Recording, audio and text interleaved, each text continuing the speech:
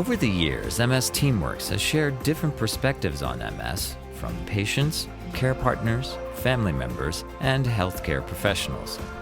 Guided by our mantra, I have MS, I have a team, I have a future, we are proud to share new messages of hope and inspiration with the MS community. I have MS. I'm on your team. I have a future.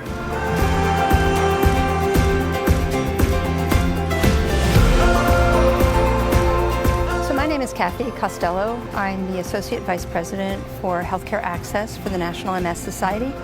And I'm also a nurse practitioner, and I've been involved in MS care for about 30 years. I stopped my practice about a year ago now, not quite a year, but am enjoying my work with the National MS Society. Cognitive impairment is actually quite prevalent in multiple sclerosis. About 65% or more of people with MS have some degree of cognitive impairment. It runs the gamut of types of impairments, but most commonly what we see are people that have slowed processing speed.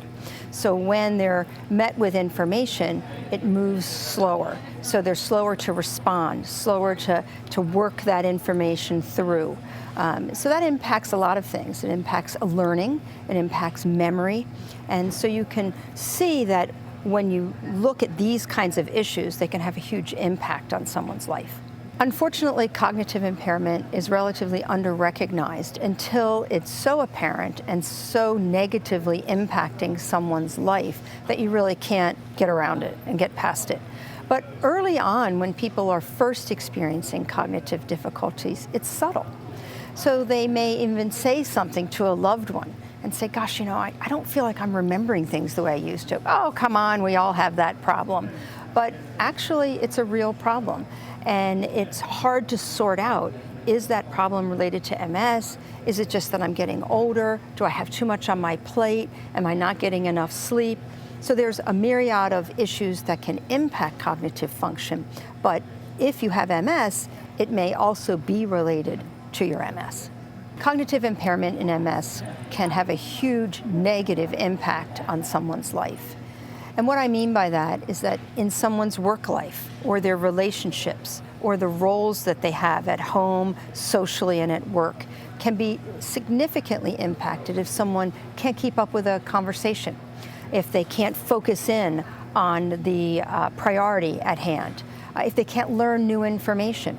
Everything's fine while you're using the same computer system at work, but then someone decides you need a new computer system, and if you're having trouble with learning new information, now you've met an enormous roadblock in your work life. It can affect every aspect of someone's life. It can affect how you interact with your family. If you're a parent and you're interacting with children and you're not cognitively on the ball, it could be very difficult to have interactions, to provide guidance, to provide discipline. If you're at work, again, when new things happen, you may find that you're having a hard time learning. If you're in a meeting and multiple people are talking, you may find it really hard to zero in on the conversation that you're having and filter out all that other information. And you find that your productivity may slip, and you find that your evaluations at work may slip. Or you're doing fine and everyone feels you're fine, but you're working 10 times harder than everybody else to make sure you can keep all the balls you need to keep up in the air going. The National MS Society has a group of volunteers that are called the National Medical Advisory Committee. And this is a multidisciplinary group of healthcare professionals who advise the leadership of the society on a variety of issues, healthcare issues, advocacy issues, and the like.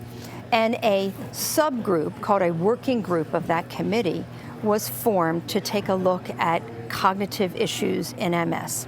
And the way that they were asked to look at it was to think about what kinds of recommendations would be most appropriate for people living with MS around cognitive issues, and make sure that whatever those recommendations happen to be, that they're well supported by the available evidence.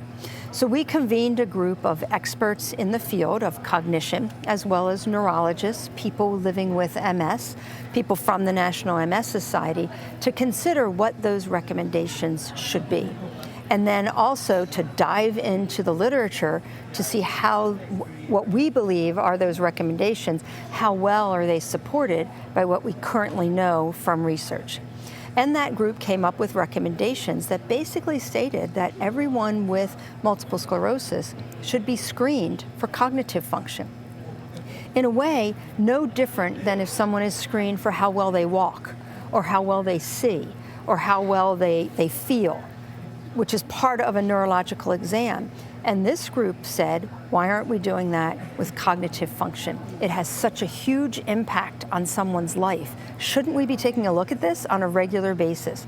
So the group wrote a paper, a recommendation paper. It was endorsed by the leadership of the National MS Society, and we submitted it for publication in a peer-reviewed journal. And it was accepted and published, and the National MS Society paid for open access so that we can actually take that article to healthcare professionals. The National MS Society has a team of engagement managers and directors throughout the country that develop relationships with healthcare providers, and now we're armed with information that we can share.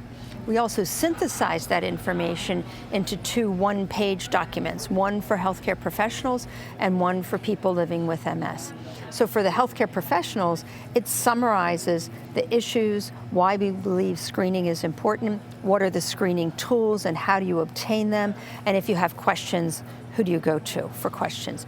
For people living with MS, it calls out some of the symptoms that people may experience or how the symptoms of cognitive impairment may negatively impact their life. For instance, their work productivity, their ability to remember, their ability to stay attentive to a conversation. And if someone's having these problems, they need to bring it to the attention of their healthcare professional right away and not to wait. And so they should also ask for screening. This is a recommendation, so they can feel empowered to say, the National MS Society recommends that I have screening for my cognitive function now and really every year. And then if I'm showing any signs of cognitive issues, then I should be referred for more formal testing. So that once you understand what the cognitive issues are, then you can design a rehabilitation program for that individual that may help them. It may help them stay in the workforce, for instance. It may help with their home life and their relationships. But none of that happens unless someone says, I'm having problems, or I believe I should be screened. So I would like everyone who views this video to take home a few messages. And one is that cognitive problems in MS can occur. They don't have to be severe, but they can sure as heck be annoying. And there's help. This is not the end of the road. But if no one knows about the cognitive issues that you're experiencing, nothing can be done about it. So talk to your healthcare professional about getting screened for your cognitive function. And if you demonstrate any issues on that screening, you should be referred for more formal testing, so that a plan can be developed for you that addresses the issues that you're experiencing and can help you engage better in your life, your work life, your home life, your social life.